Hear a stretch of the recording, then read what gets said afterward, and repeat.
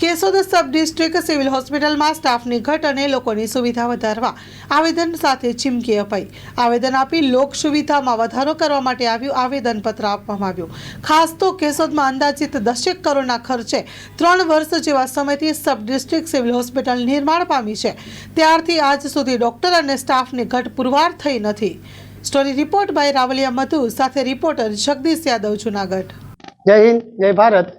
આમ આદમી પાર્ટી કેશોદ શહેર પ્રમુખ મહેશભાઈ મકવાણા આજરોજ ડેપ્યુટી કલેક્ટર શ્રી કેશોદને આવેદનપત્ર આપી અને વિનંતી પણ કરવામાં આવી છે અને ચીમકી પણ ઉચ્ચારવામાં આવી છે કે કેશોદના સરકારી દવાખાનામાં 10 કરોડની લાગતથી સરકારી દવાખાનું તો બની ગયું, પણ આજ 3 વર્ષથી એમાં કોઈ વ્યવસ્થિત સુવિધાઓ ઉપલબ્ધ કરવામાં આવી નથી.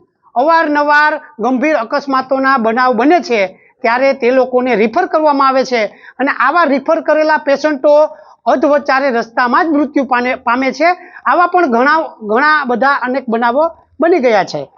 કેશોદમાં આમ જોવા જઈએ તો સરકારી દવાખાનામાં ના તો કોઈ એમડી ડૉક્ટર છે, ના તો કોઈ ગાયનેક ડૉક્ટર કાયમી ધોરણના છે, ના બાળકોના ડૉક્ટર કાયમી ધોરણના છે, ન જનરલ સર્જન કાયમી ધોરણના છે. લેડીઝ બહેનોને જો સોનોગ્રાફી કરાવવી હોય તો એણે પણ પ્રાઇવેટનો સહારો લેવો પડે છે, એટલે ખૂબ જ ગંભીર બાબત છે. એમ્બ્યુલન્સ પણ જે છે એમાં પણ ઓક્સિજનની સુવિધા નથી અને કેશોદમાં એમ્બ્યુલન્સ પણ ઓક્સિજનવાળી એક વધારવી જોઈએ. ઓપીડી બારી જે 2 વર્ષ પહેલાં 700ની હતી, આજે ઓપીડી બારી પણ 1000ની આસપાસ પહોંચી ગઈ છે. તો ત્યાં પણ દવા બારી સ્ટાફને વધારવામાં આવે, નર્સિંગ સ્ટાફને વધારવા આવે એવી અમારી ખાસ વિનંતી છે.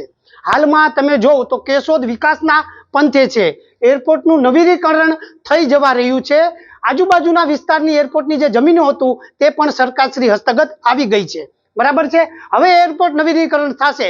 ન કરે નારાયણને દુર્ઘટનાગ્રસ્ત કદાચ કોઈ બનાવ બને તો સરકારી દવાખાનામાં સુવિધા શું છે, શું સુવિધા ઉપલબ્ધ છે જેથી કરીને કોઈ વ્યક્તિને બચાવવામાં આવે. હાલના સમયમાં તમે જોવો તો કેશોદમાં વિકાસના પંથે આગળ હોવાના હિસાબે આપણા મુખ્યમંત્રી પણ અવારનવાર કેશોદની મુલાકાત લેવા આવે છે. મનસુખભાઈ માંડવિયા જે આપણા લોકસભાના સભ્ય છે એ પણ અવારનવાર કેશોદમાં આવે છે.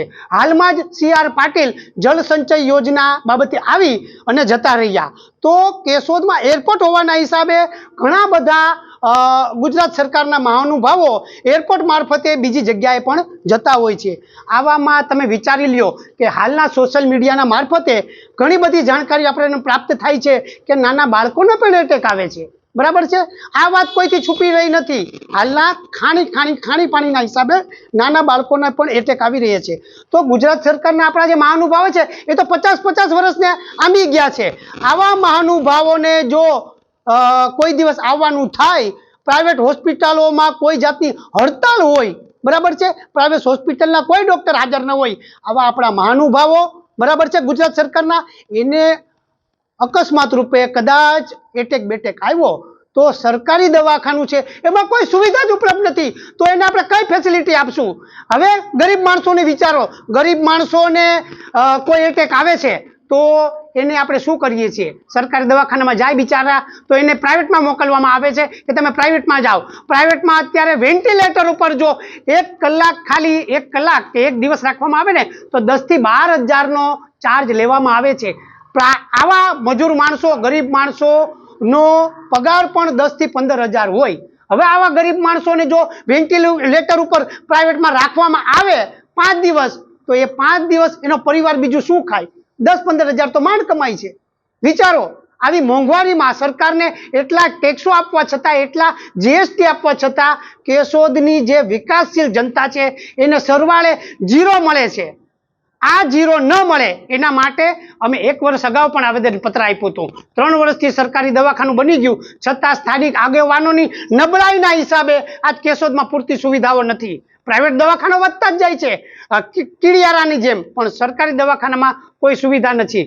મારી ગુજરાત સરકારને, આરોગ્ય વિભાગને, આરોગ્ય મંત્રીને એટલી જ વિનંતી છે કે કેશોદમાં MD doctor, gynaec doctor, sonography centre, ICU સુવિધા અને ઓક્સિજનથી સજ્જ એક એમ્બ્યુલન્સ વધારવામાં આવે આઈસીયુ સુવિધામાં વેન્ટિલેટર ઓછામાં ઓછા 5 રાખવામાં આવે, આવી ખાસ વિનંતી છે.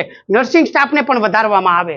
જો આ અમારું માંગણી નહીં સ્વીકારાય, આવનારા 20/3/2025 ની અંદર આ માંગણી નહીં સ્વીકારાય તો મારું કાંઈ નક્કી નથી. કારણ કે હું હવે આવેદનપત્ર દઈ નહીં થાક્યો, રજૂઆત કરી નહીં થાક્યો, સોશિયલ મીડિયાના માધ્યમથી જાગૃત કરવાની કોશિશ કરી એમે હું થાક્યો છું. આવનારી 20/3/2025 ના દિવસની અંદર જો ગુજરાત સરકાર ન જાગી અને આમાં કોઈ પગલાં ન લીધા સુધારાના તો હું મારું આત્મવિલોપન કરીશ અને તમામ જવાબદારી ગુજરાત સરકારની રહેશે. યાદ રાખજો, બરાબર? હવે આ વાત સહન નથી થતી. જય હિન્દ, જય ભારત. લોન પર ફોન 15 વર્ષ જૂનું ગુરુ મોબાઈલ એન્ડ ઇલેક્ટ્રોનિક્સ. દરેક કંપનીના જૂના અને નવા મોબાઈલ લોન ઉપર મળશે અને ઇલેક્ટ્રોનિક્સ આઇટમો ફ્રીજ, ટીવી, વોશિંગ મશીન. ગુરુ મોબાઈલ એન્ડ ઇલેક્ટ્રોનિક્સ, સંતોષી માતાના મંદિર પાસે અને અમારી અન્ય બ્રાન્ચ ગુરુ મોબાઈલ પોઈન્ટ, આભા હોટલ નીચે, પેટ્રોલ પંપ સામે, ભુજ. તો મેળવો લોન પે ફોન અને તમામ ઇલેક્ટ્રોનિક્સ એપ્લાયન્સીસ.